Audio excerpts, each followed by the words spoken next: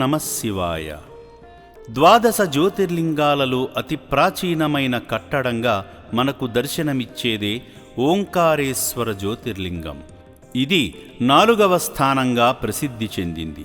మన భారతావనిలో మధ్యప్రదేశ్ రాష్ట్రంలోని ఖాండ్వా నగర సమీపంలో నర్మదా నది తీరంలో 2గా చీలి 2 శివలింగాలుగా ఉద్భవించాయి. అవి 1 ఓంకారేశ్వర లింగం, 2 మమలేశ్వర్ అమలేశ్వర్ శివలింగం. ఓంకారేశ్వర శివలింగం నర్మదా నదిలో మాంధాత ద్వీపం నందు ఉండగా, మమలేశ్వర శివలింగం నదీ భూభాగాన ఉన్నది. ఓంకారేశ్వర్కి ఉత్తరాన మరో 140 కిలోమీటర్ల దూరంలోనే మహాకాళేశ్వర్ జ్యోతిర్లింగం కూడా మనకు ఉజ్జయినిలో దర్శనమిస్తుంది.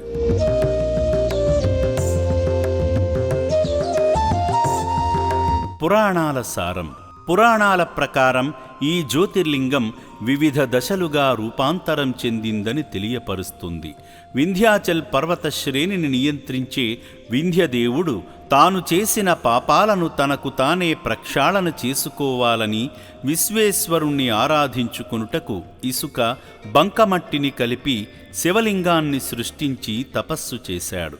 ఆ తపస్సును మెచ్చిన శివయ్య ప్రత్యక్షమై తన పాపాలను గంగ రూపంలో ఉన్న నర్మదా నదిలో కడిగివేసి పుణ్యప్రాప్తిని కలిగించాడు.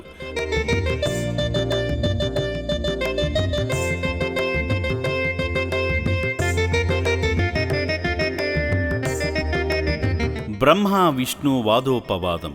బ్రహ్మ విష్ణుదేవుళ్ళు వాదోపవాదాలకు తీర్పుగా శివయ్య రుద్రుడై అగ్నిస్తంభంగా అవతరించి ఆదిని, శిఖరాగ్రాన్ని కనుగొనమని ఇరువురికి పరీక్ష పెట్టాడు. ఆ పరీక్షలో ఏ ఒక్కరూ నెగ్గలేదు. బ్రహ్మ చేసిన చిన్న తప్పిదానికి భూమిపై బ్రహ్మను పూజించే అర్హతే లేకుండా చేశాడు. బ్రహ్మ ప్రాధేయపడగా ఈ పుణ్యప్రదేశంలో పూజించబడతావని వరమిచ్చాడు. అలాగే విష్ణువు ఒప్పుకున్న సత్యానికి సార్థకతగా ఇదే ప్రదేశంలో భక్తులకు కోరిన వరాలను అందించే భాగ్యాన్ని కల్పించమని శివయ్య కోరాడు. అలా ఈ పుణ్యప్రాంతంలో 1 శివపురి, 2 బ్రహ్మపురి, 3 విష్ణుపురి అనే దేవాలయాలు ఖాండ్వలో నర్మదా నది తీరాన మనకు దర్శనమిస్తున్నవి. ఇటువంటి మహోన్నతమైన పుణ్యప్రదేశాన్ని దర్శించుటకై మహాకాళేశ్వరం నుండి మధ్యప్రదేశ్ ఖాండ్వాకు వెళ్ళి శ్రీ పుణ్యలింగేశ్వర స్వామివారు తలపెట్టిన కార్యాన్ని నెరవేర్చే సంకల్పానికి సిద్ధహస్తులై గౌరవనీయులు శ్రీ గట్టు శంకర్ గారు, శ్రావణీ శంకర్ గారు ఓంకారేశ్వర జ్యోతిర్లింగాన్ని దర్శించుకోవాలని నిశ్చయించుకున్నారు. ఓంకారేశ్వర స్వామి దర్శనం. ప్రధాన శివలింగమైన ఓంకారేశ్వర జ్యోతిర్లింగం మాంధాత ద్వీపం లేదా శివపురిగా పిలువబడుతున్న నర్మదా నదిలో కొలువై ఉన్న ఓంకారేశ్వరుణ్ణి దర్శించే ముందు గోముఖ్ ఘాట్ వద్ద స్నానమాచరించి ఓంకారేశ్వరును దర్శించుకున్నారు. ఆయన దర్శనమే పుణ్యవరం. ఇక్కడ శివలింగం నల్లటి మట్టి ముద్ద ఆకారంలో కనిపిస్తుంది. ఓంకారేశ్వర దర్శనం అయిన తరువాత నర్మదా నది ఒడ్డున ఉన్న మమలేశ్వరుణ్ణి దర్శించుకోవడానికి కోటి తీర్థంలో స్నానమాచరించి స్వామివారిని ప్రసన్నం చేసుకున్నారు.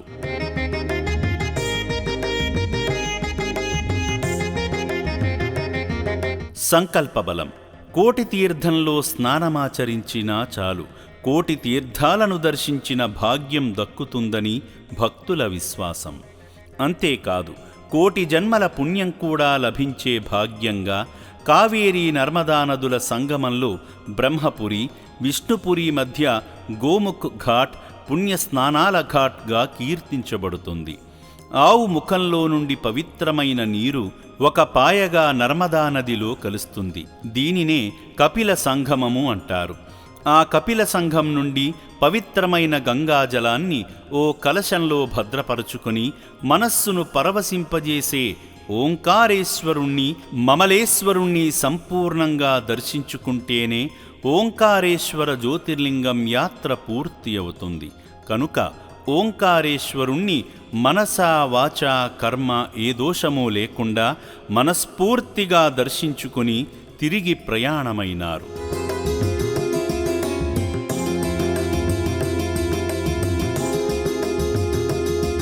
కపిల సంఘ గంగాభిషేకం. పరమ పావనమయ్యేలా కపిల సంఘ గంగాజలాన్ని అతి పవిత్రంగా తెచ్చి శ్రీ పుణ్యలింగేశ్వర స్వామివారిపై అభిషేకించారు.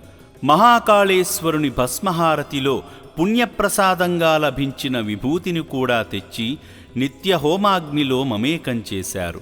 అక్కడిదాకా వెళ్లలేని పేద భక్తునికి ఓంకారేశ్వర స్వామి దర్శనం మరియు మహాకాలుని దర్శనం కూడా కలగాలని ఆ పుణ్య దంపతులు శ్రీ పుణ్యలింగేశ్వర స్వామి తెలిపిన దివ్య దర్శనానికి ప్రతీకగా ఓంకారేశ్వర జ్యోతిర్లింగ ప్రతిమను, మహాకాళుని జ్యోతిర్లింగ ప్రతిమను ప్రతిష్ఠించుటకు నిశ్చయించి స్వామిని మనసారా దర్శించుకున్నారు.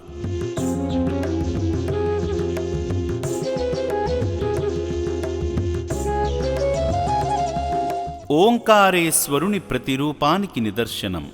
త్రిమూర్తులకు నిదర్శనంగా నలుదిక్కుల ఓం అనే మొదటి ప్రణవనాద మంత్రాక్షరాన్ని శివశక్తి స్వరూపంగా మన పుణ్యక్షేత్రంలో ఓం శ్రీ పుణ్యలింగేశ్వర స్వామియే నమః అని స్తుతిస్తూ నిత్యం ప్రాంగణమంతా జపిస్తూ ధ్వనిస్తుంది.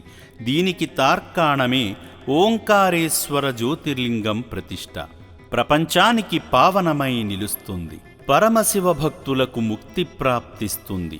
మోక్షప్రదాయంగా పుణ్యం లభిస్తుంది. రండి, క్షేత్రాన్ని దర్శించండి. తనివి తీరా అనుభూతిని పొంది పుణ్యప్రాప్తిని దక్కించుకోండి.